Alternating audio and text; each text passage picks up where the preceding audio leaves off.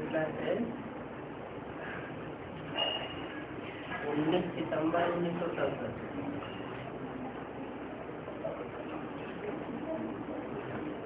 बच्चों को शौक होना चाहिए,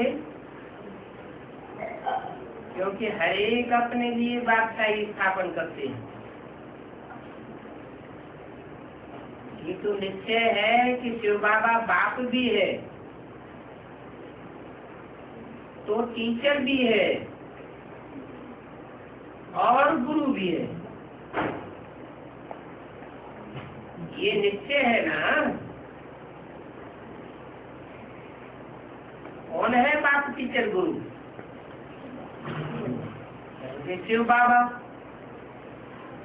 शिव बाबा एक व्यक्ति का नाम है या बाप अलग व्यक्ति है, टीचर अलग व्यक्ति है और सदगुरु अलग व्यक्ति है? एक ही है। एक ही व्यक्ति माना एक पर्सनालिटी है। वो बाप भी है, टीचर भी है, सदगुरु भी है। इस बात पर पक्का निश्चय है। पक्का निश्चय का मतलब वो बाप के रूप में हमें जन्म देने वाला भी है, बाप के रूप में वर्षा देने वाला भी है, टीचर के रूप में जो भी टेक्स्ट बुक है,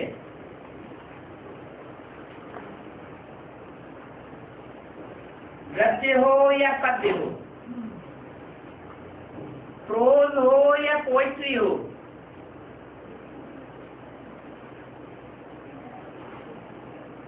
जो भी गीता है, उस गीता के वर्षन को क्लैरिफिकेशन देने वाला है। टीचर का काम होता है व्याख्या देना, एक एक शब्द का हिज्जे हिज्जे करके समझाना।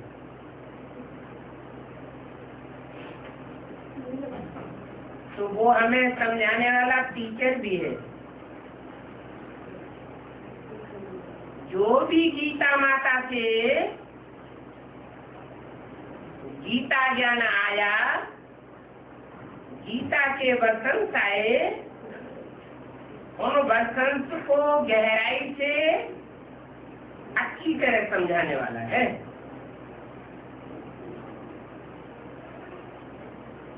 वो सुप्रीम टीचर है। समझाने में उसकी सुपरमेसी है, माने उससे ज्यादा अच्छा और क्लियर करके कोई समझा नहीं सकता।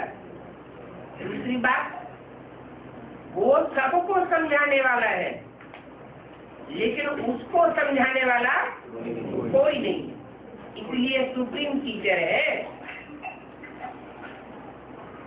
सुप्रीम फादर है। वो सबको जन्म देने वाला है। सबकी आत्मा को पता पड़े कि मैं आत्मा कौन।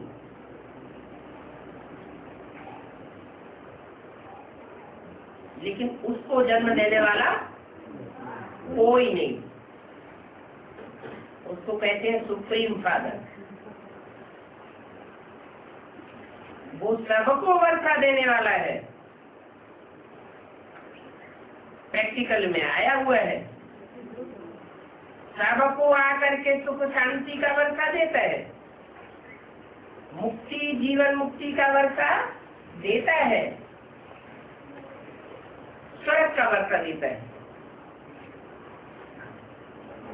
लेकिन कोई ये नहीं कह सकता कि उसको किसने दिया। कौन है साकार में जो उसको देने वाला है?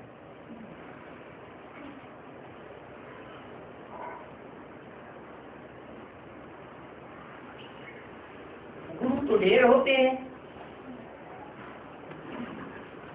और गुरु साकार ही होते हैं। वो सब गुरुओं का गुरु है, उसका कोई गुरु नहीं। वो सबको सदगति देने वाला है, परंतु उसकी सदगति करने वाला कोई नहीं। सर्व का सदगति दाता कहा जाता है। पहले बुद्धि की सदगति करता होगा कि पहले शरीर की सदगति करता होगा? पहले बुद्धि की सदगति करता है। मन बुद्धि माने ही आत्मा। जब बुद्धि की सदगति हो जाती है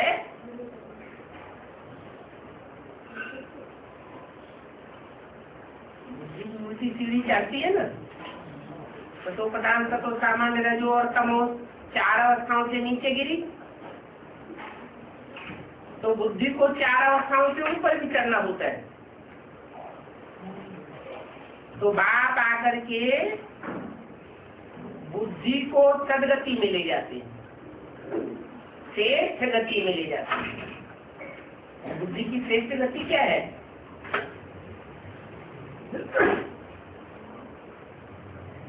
कोई भी दुष्ट संकल्प ना आने पाए, सब सत्संग चल पाए, जो भी संकल्प आए श्रीमत के अनुकूल आए, श्रीमत के बरखिलाफ एक संकल्प मात्र भी बुद्धि में ना आवे, उसको कहेंगे बुद्धि की सदगति। वो बुद्धि की सदगति फट से होती होगी या उसमें भी टाइम लगता होगा? कहते हैं उल्टी सीढ़ी चढ़ते हैं, सीधी सीढ़ी उतरे हो 5000 साल में, फिर एक जन्म में उल्टी सीढ़ी चढ़ाते हैं। उसमें भी पहले बुद्धि की सदगति और बाद में प्रैक्टिकल शरीर की भी सदगति करते हैं। ऐसे नहीं कि आत्मा की सदगति करके वापस चले जाते हैं, नहीं, आत्मा के साथ साथ आत्मा जिस शरीर रूपी नवैया में बिछैया है, उस नवैया और शरीर दोनों की सदगति करते हैं। जैसे कहते हैं मैं धोबी हूँ, कोई धोबी कपड़े ले ले और कहे कि कपड़े हमें इस जन्म में दे दो, अगले जन्म में तुम्हें नए कपड़े दे देंगे, इस जन्म में कपड़े फाड़ के रख दे, तो कोई धोबी से धुलवाने के लिए तैयार होगा? नहीं होगा। बाप कहते हैं मैं तुम्हारे शरीर रूपी वस्त्र अथवा शरीर रूपी नैया और आत्मा दोनों का सिवैया हूँ, और इसी जन्म में तुम्हारे शरीर रूपी वस्त्र को धोता हूँ। जो सर्प का मिसाल दिया जाता है, ऐसे नहीं कि सर्प मर जाता है, 3-4 बार जैसे सर्प फल त्यागता है, बाद में जैसे छोड़ता है। तो तुम्हारी भी बुद्धि की सदगति में 4 आयाम है। सतो प्रधान शूटिंग होती है सतयुग की, त्रेता युग की शूटिंग होती है, फिर द्वापर युग की शूटिंग होती है, फिर कलयुग की शूटिंग होती है। 4 युगों की शूटिंग में जो 4 आयाम होते हैं, उसमें तुम्हारी बुद्धि की पूरी सदगति हो जाती है।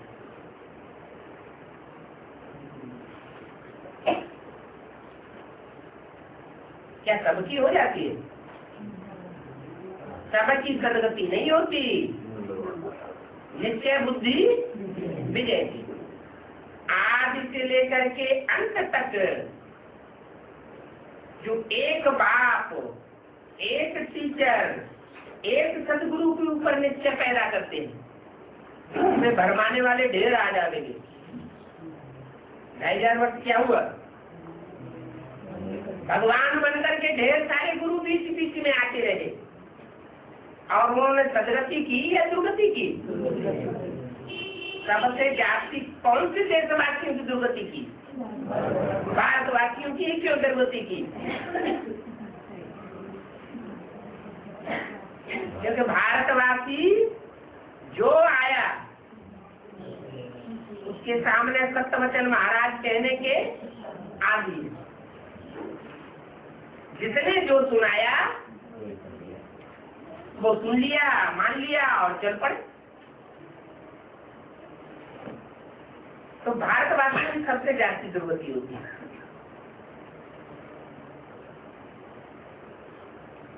जो सामने आता है उसी को गुरु बना लेते हैं। अभी बात कहते हैं कि मैं सिर्फ गुरु के रूप में नहीं आया हुआ हूँ, तुम्हारा टीचर भी हूँ, तुम्हारा बाप भी हूँ। अभी तो पक्का निश्चय हो जाना चाहिए। समझते हुए भी कब कब भूल जाते हैं। क्या ये समझते हैं कि यही हो सकता है हमारा बाप, टीचर, सदगुरु, और कोई दूसरा तीनों लकबधारी नहीं हो सकता, फिर भी भूल जाते। माया भुलाई जाती, कोई न कोई रूप में माया आ जाती। किस रूप में आती होगी? या तो पुरुष रूप में आती होगी, या तो कोई स्त्री रूप में आती होगी। तुम जानते हो कि यही हमारा बाप दादा है, ये हमारा बाप भी है, और इसमें हमारी जो भी मनुष्य शक्ति की आत्माएं हैं उन सबका बड़ा भाई भी इसमें मौजूद है, दादा। ये हमारा बाप भी है और इसमें हमारा दादा भी है। कैसे दादा? कैसे? ब्रह्मा जो चंद्रमा के रूप में विराजमान होता है, किसमें? जगत पिता। शंकर के लिए शास्त्र में कहते हैं ना, जगतम पितरम वंदे, जगत का पिता है। उसका कोई पिता शास्त्रों में गाया हुआ नहीं, वो सबका साकार पिता है, लेकिन उसका कोई पिता नहीं। हिंदू भी मानते आदिदेव के रूप में, तुम आदिदेव पुरुष पुराण। क्रिश्चियन भी मानते आदम के रूप में, मुसलमान लोग भी मानते आदम के रूप में। आदम कहो, एटम कहो, बात तो एक ही। तो हर जन्म की मनुष्य आत्माएं शक्ति के पहले पुरुष को मानती है। वो सबका बाप है, उसका कोई बाप नहीं। तो बोला कि तुम अच्छी तरह जानते भी हो ये हमारा बाप भी है, आत्माओं का भी बाप है और मनुष्य शक्ति का भी बाप है, और इसमें साथ साथ दादा भी है। दादा मानो इस तो मनुष्य शक्ति का जो पहला पत्ता है, बड़े से बड़ा भाई है, वो भी इसमें मौजूद है। ये जानते भी कि मैं विश्व का मालिक बनने वाला हूँ, बच्चों की ये निश्चय भी होता है कि हम ऐसे विश्व पिता के बच्चे हैं जो सबका बाप है, सुप्रीम फादर है, सुप्रीम टीचर है, सुप्रीम गुरु है, सतगुरु है। एक ही सदगुरु है दुनिया में और बाकी सब गुरु है। सतगुरु एक और गुरु अनेक, तो भी साबित हो जाता है कि सब गुरु झूठे और एक सदगुरु सच्चा है। इतना भी जानते हैं कि ऐसा बाप टीचर सदगुरु हमको मिला हुआ है जो हमको विश्व का मालिक बनाने आया है। मैं मालिक बनने वाला हूँ, फिर भी माया के तूफान इतने आते हैं कि उनकी तेज से नीचे गिराए देते। कितनी ख्याल आता रहती है। तुम भी समझते हो कि जब बाप से हम वर्षा लेने वाले हैं ना, तो ना चाहते हुए फिर भी विकर्म, विपरीत कर्म, जो कर्म नहीं करना चाहिए, विपरीत कर्म क्या होता है? बाप ने कहा पवित्र रहना है, बाप ने कहा अव्यभिचारी याद में रहना है, बाप ने कहा कर्मेंद्रियों को अव्यभिचारी बनाना है, फिर भी क्या कर लेते? फिर भी अपवित्रता धारण कर लेते, कर्मेंद्रियों को भी अपवित्र बना देते, ज्ञानेंद्रियों को भी अपवित्र बना देते। कान से एक की बात सुननी है, एक से ज्ञान सुनना है या अनेकों से ज्ञान सुनना है? एक से सुनना है, लेकिन फिर क्या कर लेते? अनेकों से सुन लेते। आंख से एक को देखना है या अनेकों को देखना है? आंख एक में डूबनी चाहिए या अनेकों में डूबनी चाहिए? श्रीमत क्या कहती है? श्रीमत कहती है एक में डूबनी चाहिए, फिर क्या कर लेते? फिर अनेकों में आंख डूब जाती है। तो कितने माया तूफान लाती है, न चाहते हुए भी विकर्म अर्थात अकर्तव्य, जो कर्मेंद्रियों से कर्तव्य नहीं करना चाहिए वही कर्तव्य कर लेते। अच्छे अच्छे बच्चे जो बाबा को बहुत प्यार करते हैं, तो भी वो बच्चे भी लिखते हैं कि बाबा मैं याद में 1 घंटा भी नहीं ठहर सकता हूँ।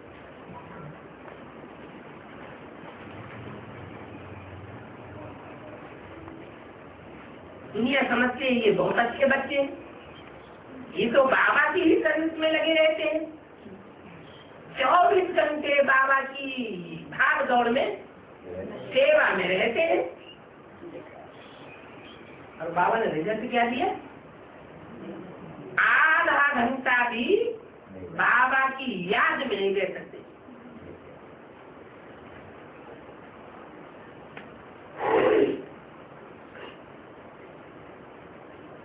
लक्ष्मी नारायण पीढ़ी के चित्र छप रहे हैं, एक एक चित्र भी 10,000 छपवा रहे हैं।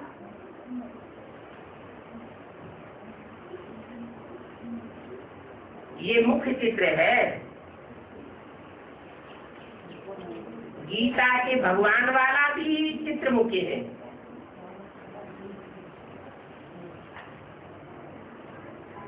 और कौन से चित्र मुख्य बताए? लक्ष्मी नारायण और पीढ़ी के। और फिर कौन सा मुख्य चित्र बताया? गीता का भगवान। बाबा ने लिखा है कि 3 की शीर्ष पर बनवाओ।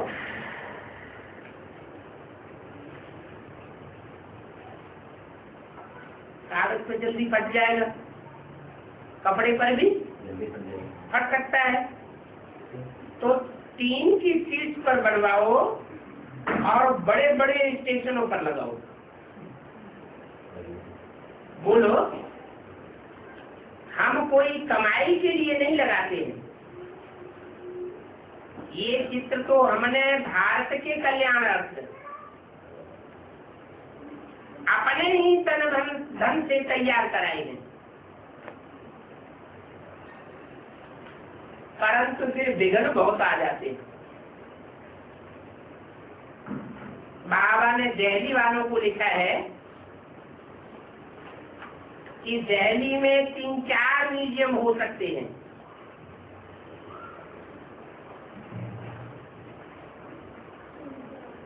दिल्ली तो बहुत बड़ी है ना, बहुत सेंटर्स होंगे, बहुत आकर के समझेंगे। खर्चा तो बहुत होता है। ऐसा तो कोई भी साहूकार नहीं है जो कि फट से इतना खर्चा कर ले। आने वाले तो हैं, परंतु टू लेट हो जाएंगे। क्या ऐसे नहीं कि आवेंगे नहीं, ढेर साहूकार आवेंगे दिल्ली में, परंतु जब तक उनका नंबर लगेगा आने का तब तक टू लेट हो जाएंगे।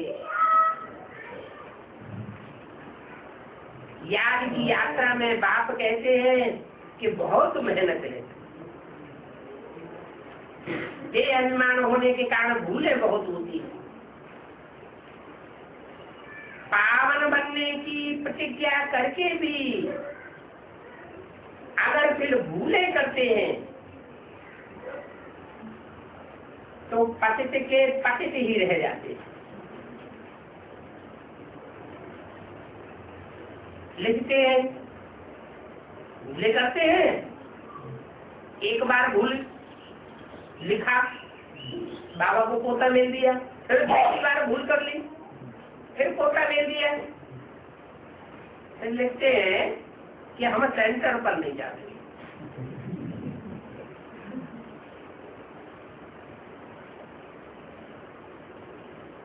मैं लिख देता हूं कि भले ऊपर नीचे हो गए, फिर भी सेंटर पर जाने की मना नहीं है। क्या माया तुमको पछाड़ देती है, फिर भी सेंटर पर आने के लिए बाबा मना नहीं करते। ऐसे केस बहुत होते हैं। सबसे जास्ती चोट इस बात में ही लगती है, इस बात में पतित से पावन बनने के पुरुषार्थ में। इसमें बहुत खबरदारी रखनी चाहिए, नहीं तो बहुत घाटा पड़ जाता है। तुम बच्चे जानते भी हो कि बरोबर हमारा बाबा बाप भी है, तो टीचर भी है और सदगुरु भी है। हम आते ही हैं वेद के बाप से बरसा लेने। हद के बाप तो 84 जन्म मिले, और ये बेहद का बाप तो सिर्फ एक ही जन्म में मिलता है। हद के बाप से हद का बच्चा मिलता है, अल्पकाल का, और बेहद के बाप से तो जन्म जन्मांतर का बेहद का बच्चा मिलता है।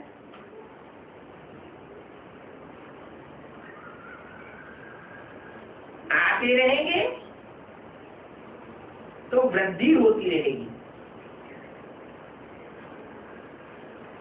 ब्राह्मणों का झाड़ ही फिर देवताओं का झाड़ बनेगा। क्या पहले शूद्र थे, शूद्र से ब्राह्मण बने, और ब्राह्मण से फिर देवता बने। सब देवता बनेंगे क्या?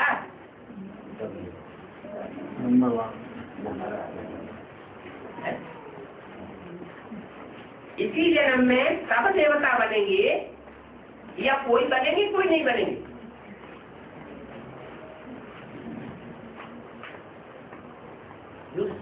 ढेर सारे ब्राह्मण चल रहे हैं, वो सब ब्राह्मण देवताओं का झाड़ बना देंगे क्या? कौन बना देंगे?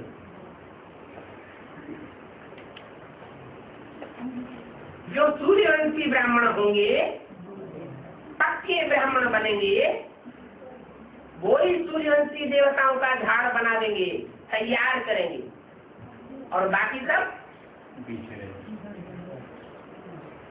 जो सूर्यवंशी नहीं बनेंगे, और वंश के होंगे। मान लो कोई ब्राह्मण से देवता बनते हैं, लेकिन अधूरे देवता बनते, 16 कला संपूर्ण देवता नहीं बनते। दूसरे नंबर का नारायण होगा, कितने कला का होगा? 16 कला का होगा। तीसरे चौथे नंबर का नारायण होगा और उसकी जनैती कितने कला की होगी? 13.5। तो कलाएं तो कम होती जाएंगी। जब राजा की ही कलाएं कम होंगी तो प्रजा की भी कलाएं कम हो जाएंगी। तो वो नया झाड़ बना देंगे क्या? वो नए झाड़ में आवेंगे 16 कला संपूर्ण में? वो यहाँ संगम युग में नया झाड़ बनावेंगे भी नहीं और नए झाड़ में आवेंगे भी नहीं। तो क्या करेंगे फिर क्या करेंगे? आप गए और भाले, क्या लिखा रामायण में? खुद भी नीचे गिरते हैं और दूसरों को भी गिर नीचे। तू भी, हमारी संख्या बढ़ा, हमारी प्रजा बढ़ा, हमारी तादाद बढ़नी चाहिए। खुद भी गिरते हैं नीचे, हार खा जाते हैं और दूसरों को भी विक्रम सिखा के नीचे गिरा देते हैं। न खुद सूर्यवंशी झाड़ में आ पाते, नई दुनिया में पहुंचते और न दूसरों को आने देते।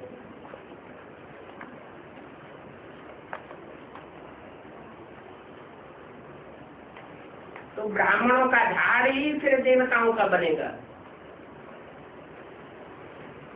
कौन से देवताओं का बनेगा? सूर्यवंशी 16 कला संपूर्ण पक्के ब्राह्मणों का झाड़ बनेगा। जो यहाँ कच्चे ब्राह्मण बनेंगे उनका झाड़ नहीं बनेगा।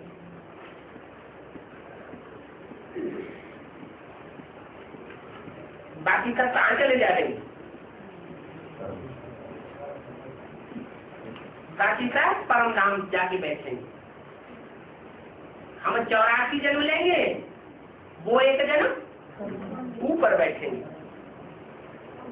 कोई 2 जन्म भी ऊपर बैठेंगे, कोई 3, 4, 5, 6, 7, 8, 9, 10, 11, 12, 13 जन्म भी ऊपर बैठेंगे। माना स्वर्ग में भी लास्ट में आवेंगे।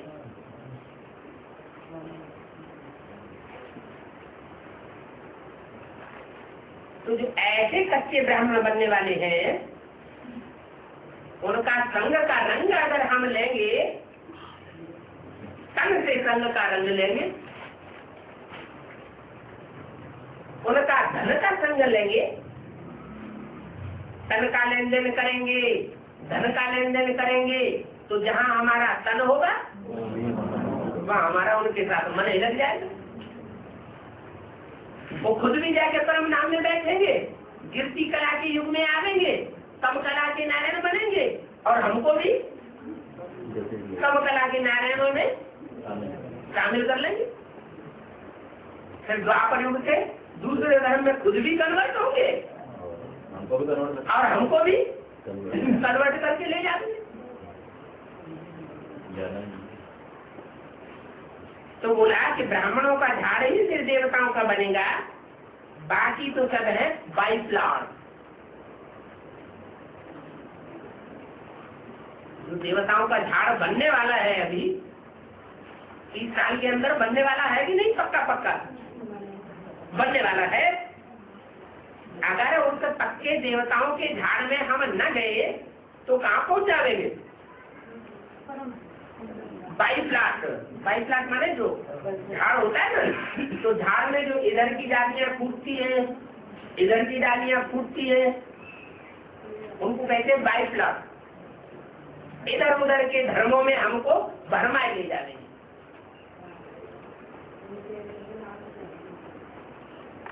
ऑलराउंड पार्ट इन देवताओं का ही चलता है। 84 जन्म सब नहीं लेते हैं। किन देवताओं का? जो सूर्यवंशी पक्के 16 कला संपूर्ण बनते हैं और जिनका नारायण भी कितने कला का होगा? 16 कला का। कितने जन्म लेता होगा? 84 जन्म लेता होगा। वो सबसे जास्ती जन्म लेता होगा कम जन्म लेता होगा। जो पहले जन्म का नारायण होगा, जो पक्के पक्के ब्राह्मण तो देवता धर्म के जो पक्के होंगे, उनका राजा होगा, महाराजा होगा, वो कम जन्म लेता होगा या सबसे जास्ती जन्म लेता होगा? सबसे जास्ती जन्म लेता होगा। औरों के कुछ वर्ष कम हो सकते हैं,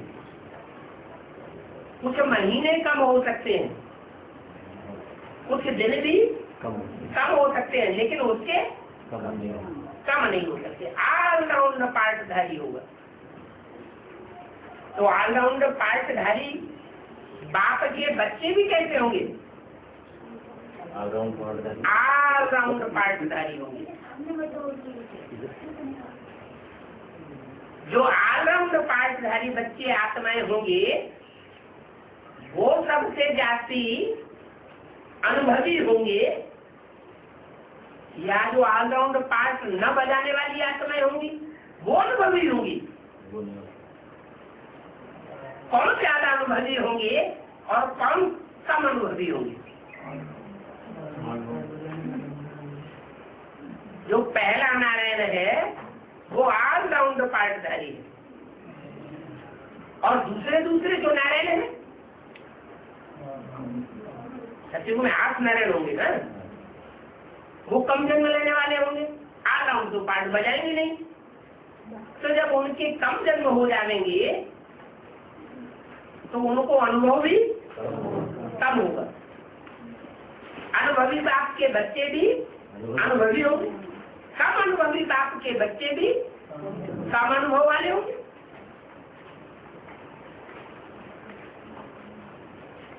तो 84 जन्म सभी नहीं लेते हैं।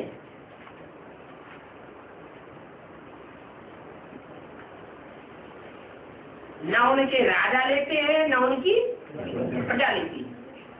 जिनके कम जन्म होते हैं, जिनको कम अनुभव होता है, वो द्वापर युग से कम अनुभवी होने के कारण उनकी आत्मा दूसरे धर्मों में कन्वर्ट होती रहेगी।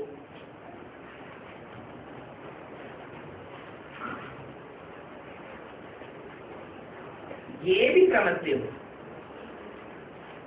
कि यह नॉलेज एक बाप के सिवाय और कोई नहीं दे सकता है। समझते हैं कि नहीं समझते हैं? समझते हैं। समझते हुए भी फिर दूसरों के चक्कर में आ जाते हैं। नहीं आएंगे? आगे तो है। आप पढ़ने वाले एक बार भी नहीं आएगी। अरे आपकी अकेले की बात थोड़ी हो रही है, सभी की बात हो रही है। ऐसे तो नहीं कि जयपुर में ऐसे है नहीं। तो पूछा, ये भी समझते हो कि ये नॉलेज एक बाप के सिवाय और कोई दे नहीं सकता है? बात समझाते हैं कि भक्ति तो है ही उतरती कला। भक्ति माना भागते रहना, एक के पीछे भागना, फिर दूसरे के पीछे भागना, फिर तीसरा गुरु करना, फिर चौथा गुरु करना। भक्ति माना भागते रहना। बुद्धि इधर गई, फिर उधर से अनिश्चय बुद्धि हुए, फिर बुद्धि उधर गई, फिर उधर से अनिश्चय बुद्धि हुए, फिर दूसरे ठिकाने पे गई। तो बुद्धि का ठिकाना और गुरु बदलते रहते, भाग न करना होता रहता है। अगर बुद्धि को एक पक्का ठिकाना मिल जाए तो भक्ति कहेंगे या ज्ञान कहेंगे? तब कहेंगे ज्ञान।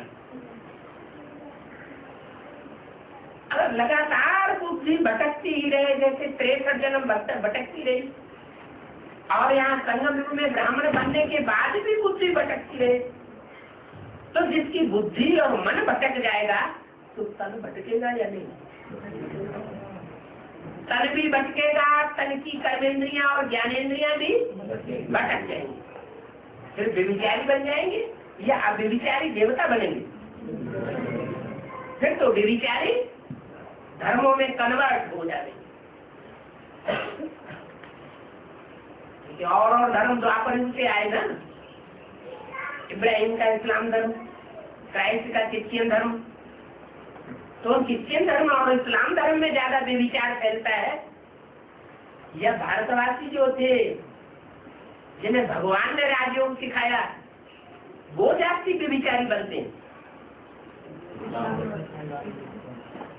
जो दे इस्लाम धर्म में कन्वर्ट हुए, क्रिश्चियन धर्म में कन्वर्ट हुए, या उनसे जो आज भी प्रभावित हो रहे हैं,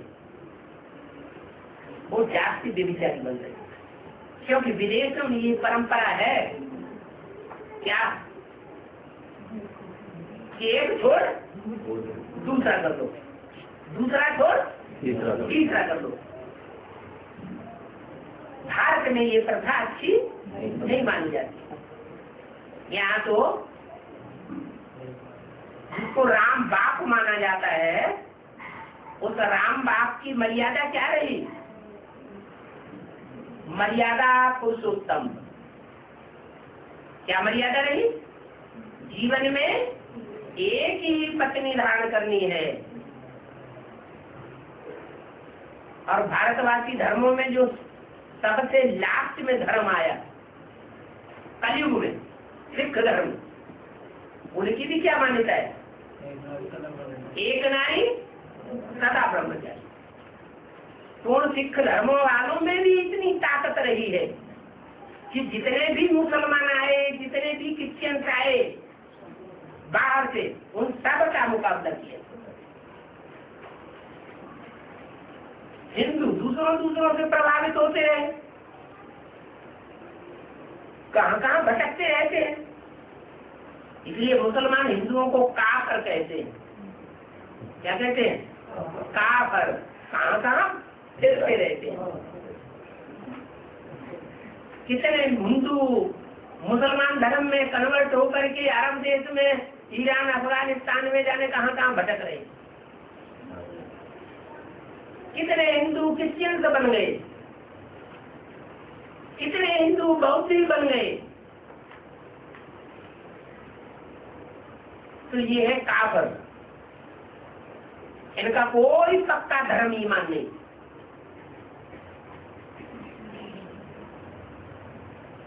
तो बाप कहते हैं अभी बुद्धि में बैठना चाहिए कि भक्ति क्या है और ज्ञान क्या है। ज्ञान माने सच्चाई की जानकारी, सच्चाई की परख, पहचान। सत्य क्या है उसकी पहचान। क्या सत्य है? सत्य क्या है? इस दुनिया में विधर्मियों के आने से सारी दुनिया झूठी हो गई। कोई भी सच्चा नहीं रहता है। सिर्फ एक ही सच्चा है जो इस सृष्टि पर आता है तो सत्य खंड की स्थापना करता है। बाकी इतने बड़े बड़े धर्म पिताएं आए जिनके फॉलोअर्स करोड़ों की तादाद में हैं। क्राइस्ट के फॉलोअर्स आज 200-250 करोड़ क्रिश्चियंस है। इतनी बड़ी तादाद, इतने बड़े फॉलोअर्स तादाद में, और वो सब झूठे। सारी दुनिया को झूठ खंड बनाने वाले। इसलिए तुलसीदास ने 500 साल पहले ही लिख दिया दुनिया की क्या हालत है। झूठे लेना, झूठे देना, झूठे भोजन, झूठ चमेना।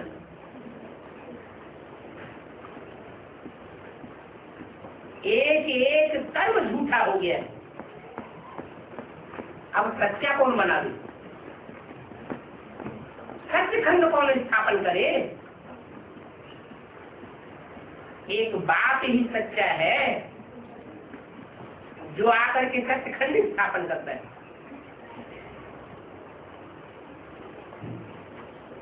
बताते हैं भक्ति क्या है और ज्ञान क्या है? भक्ति माना उतरती कला। इधर गुरु को पकड़ लिया, एक गुरु को, उसने रास्ता बताया, चलो बद्रीनाथ, वो एक ठिकाने पे ले गया।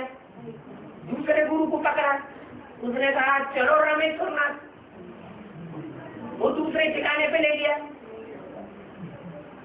तो wastage of time, money, energy होती रहेगी या नहीं होती रहेगी? तो भक्ति से उतरती कला होगी। तन भी विघटित, मन भी विघटन, और सब प्रकार की मन की शक्तियां भी विघटित होती है। उसको कहते हैं उतरती कला। और ज्ञान से होती है चढ़ती कला। ज्ञान माने जानकारी, काहे की जानकारी? सत्य कौन है? जब वो आता है सत्य बात, ये सारी दुनिया में सब छूटे हो जाते हैं, एक भी सच्चा रहता नहीं। जिसमें वो मुकर्रर रूप से प्रवेश करता है, क्या जिस मनुष्य शक्ति के पिता में वो कायमी प्रवेश करता है, मुकर्रर रूप से प्रवेश करता है, वो भी अंतिम जन्म में क्या हो जाता है? वो भी झूठा हो जाता है। ये मुरली में बोला, भारत इस समय पूरा नास्तिक है। मैं किसमें आता हूँ? भारत में आता हूँ। जिस भारत में आता हूँ वो ही इस समय पूरा नास्तिक हो जाता है, तो और कौन सच्चा बचेगा? तो सारी दुनिया जब झूठी हो जाती है, तब इस झूठी दुनिया के मनुष्यों को मैं एक एक को ज्ञान देकर सच्चा बनाता हूँ। बनेगी तो न परवाही, सब सच्चे एक जैसे बन जाएंगे क्या? फिर भी बताते हैं, ज्ञान एक से आता है और अज्ञान अनेकों से आता है। माना रावण अनेक सिर वालों से आता है अज्ञान भक्ति, और एक राम से आता है ज्ञान। रामलीला दिखाते हैं तो राम को कितने सर दिखाते हैं? एक सर से बोलता है, एक बात बोलेगा एक मुख से, और रावण को 10 से दिखाते हैं तो कितने कितने मुख से बोलेगा? 10 मुख। कहते हैं ये तो दो वहां है, कभी एक बात करता है कभी दूसरी बात, तो दो मुख वाला हो गया। अभी है धर्म कर्म से भ्रष्ट सब, धर्म कर्म से श्रेष्ठ एक भी नहीं है। देवताएं तो श्रेष्ठ होते हैं, जो धर्म भ्रष्ट वाले होते हैं वो ही इनके आगे जाकर के महिमा गाते हैं कि तुम ऐसे हो और हम ऐसे हैं। कब की बात है? जन्म की बात। क्या हम कहाँ गाते हैं? कौन है? धर्म भ्रष्ट वाले ही इनके आगे जाकर हैं? इनके आगे जाकर महिमा गाते हैं।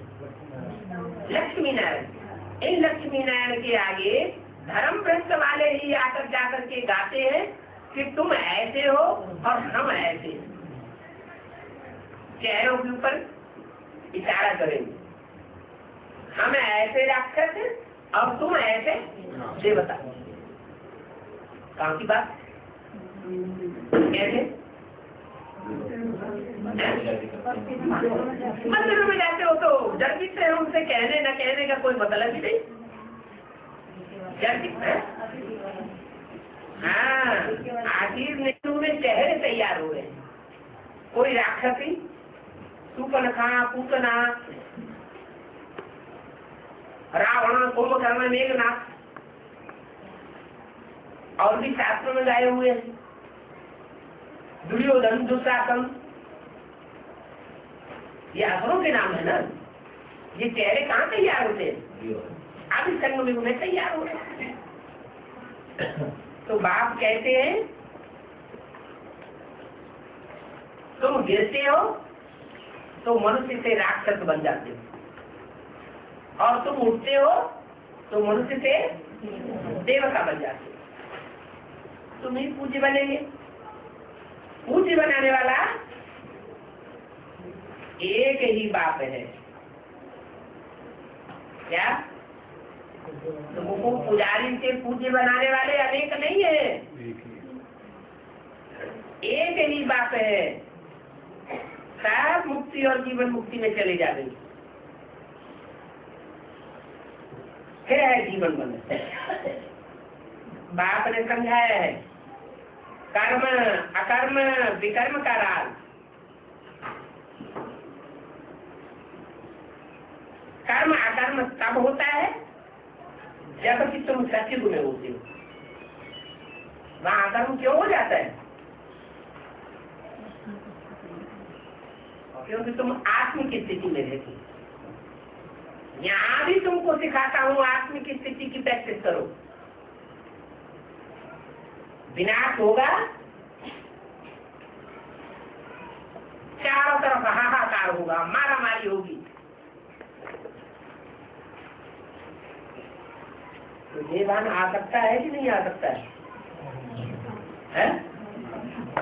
गुस्सा आ सकता है कि नहीं आ सकता है? और रहेंगे वो रहेंगे जिन्होंने प्रैक्टिस की होगी या जिन्होंने अभी ध्यान ही नहीं दिया।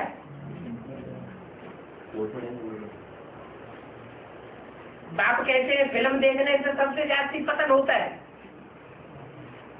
उपन्यास अखबार आदि पढ़ने से नीचे गिरती कला होती जाएगी।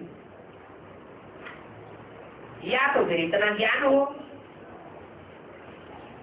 कि हर बात को टैली कर सके।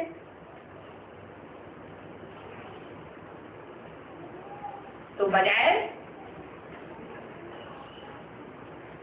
उन बातों को छोड़ने के और ही सुबह से शाम तक टीवी में लगे रहे, फिल्म आदि देखते रहे, तो क्या होगा? मन बुद्धि का पतन होगा, बैलेंस बिगड़ जाएगा, आत्म की स्थिति बन नहीं सकेगी, देह भान बढ़ जाएगा।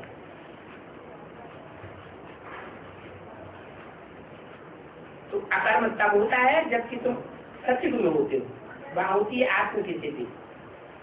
रावण राज्य में तुम्हारे कर्म विकर्म बन जाते हैं। क्यों? वहां विपरीत कर्म क्यों बनते हैं? विकर्म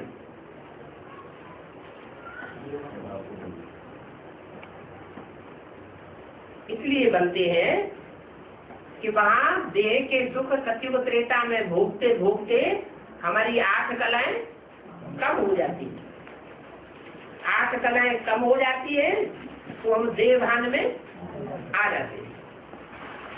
बच्चे समझते भी है कि बाबा की बात तो बरोबर ठीक है। ये सभी बातें तुम देह के बाप द्वारा ही सुनते हो। तो अब बाप की श्रीमत पर चलना है, परंतु माया नहीं चलने देती है। क्या कहती है?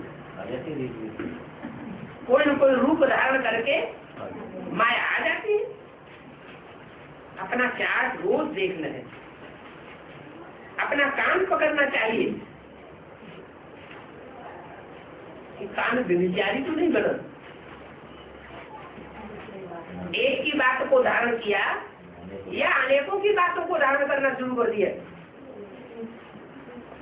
कोई ने कहा ऐसे ऐसे ऐसे ऐसी बात है। अच्छा हाँ ये हो सकता है, हमारे भी दिल में ऐसी बात आई।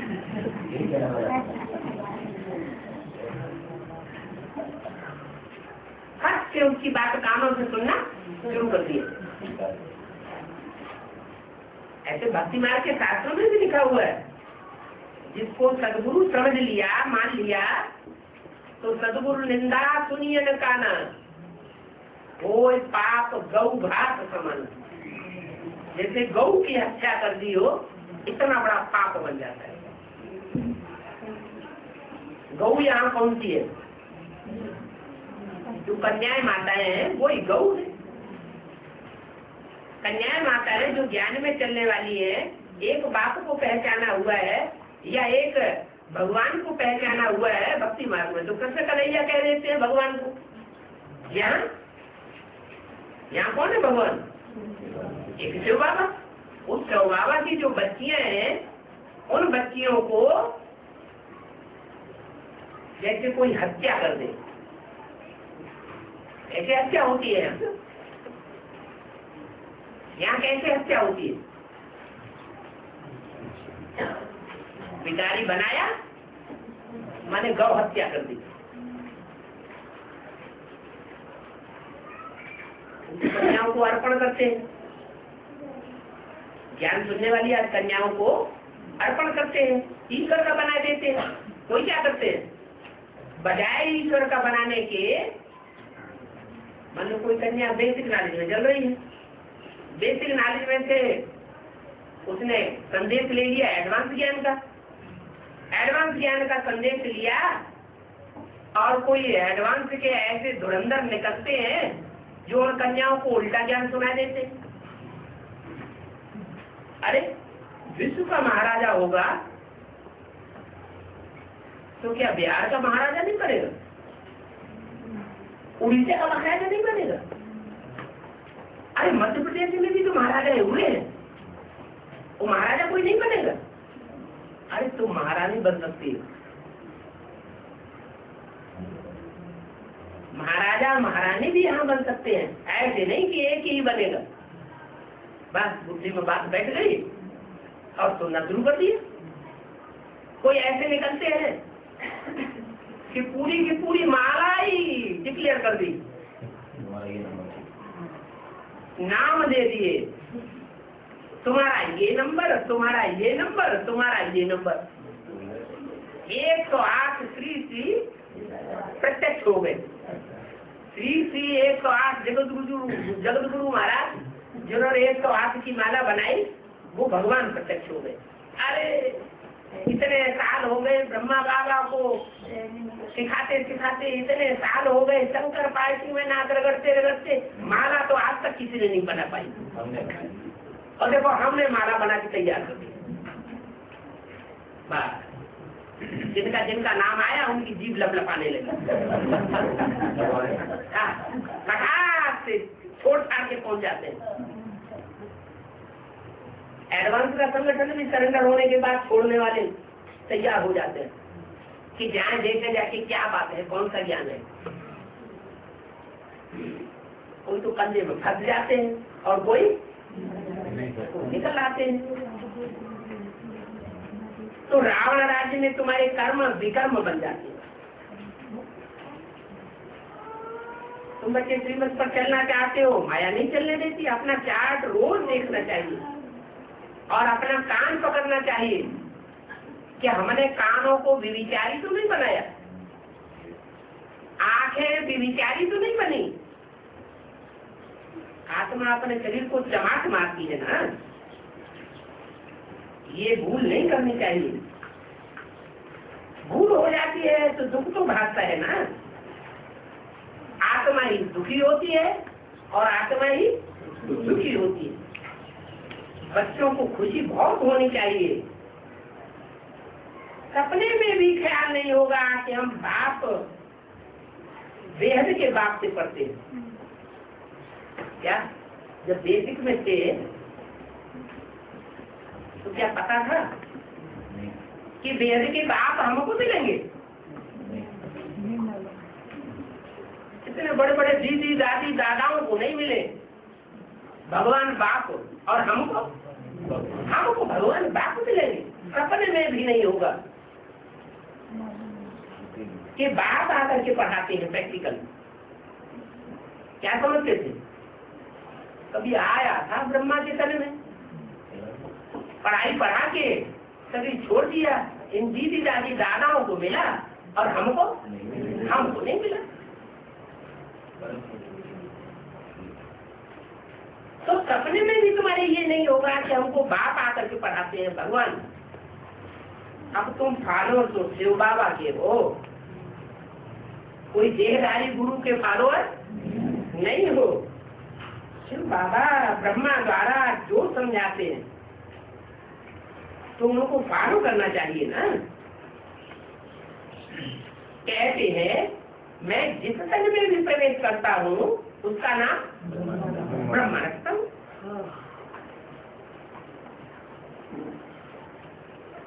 फॉलो तो करते हो मगर नंबरवार पुरुषार्थ अनुसार, एक जैसे सब श्रीमत पर नहीं चलते।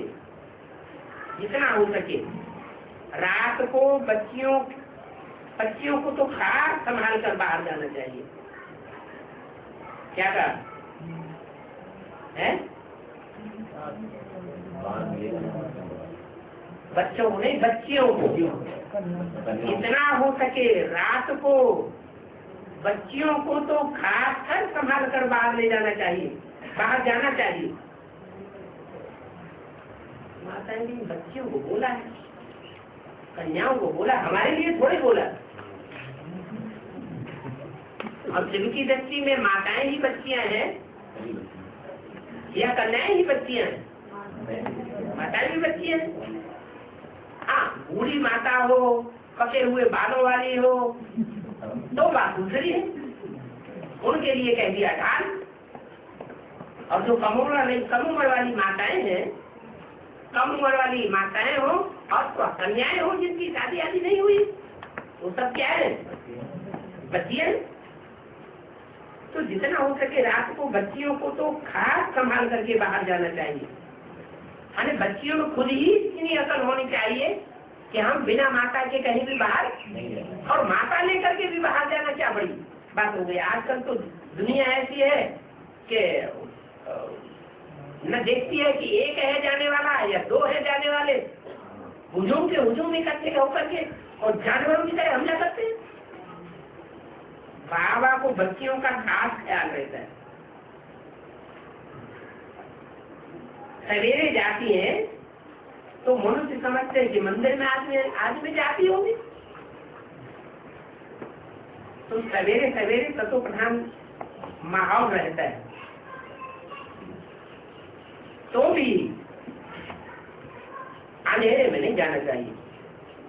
क्या गीता पाठशाला में जाने के बहाने, आश्रम में जाने के बहाने जो टीचर होती है वो भी ऐसे डायरेक्शन निकाल लेती है, क्योंकि खुद तो उनसे आश्रम में रहकर के उतना पुरुषार्थ होता नहीं, तो समझते हैं बाहर से माताएं कन्याएं आ रहे तो हम भी उनके साथ याद में बैठ जाए, तो बस रात में 4-4 बजे बुला के बैठा लेंगे। लेकिन ये ठीक नहीं है।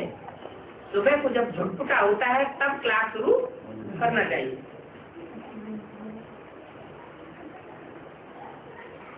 तुमको कभी जेवर आदि पहन कर नहीं निकलना है।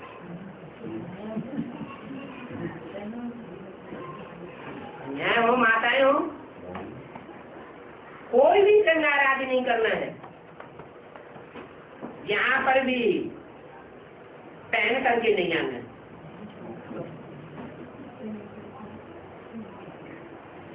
कहीं भी नुकसान हो सकता है, फिर भी गृहस्थ व्यवहार में कहीं रखना पड़ता है कोई टाइम के लिए, परंतु माया बहुत गिराती है। खबरदार रह करके बचते रहना। अच्छा, ओम शांति।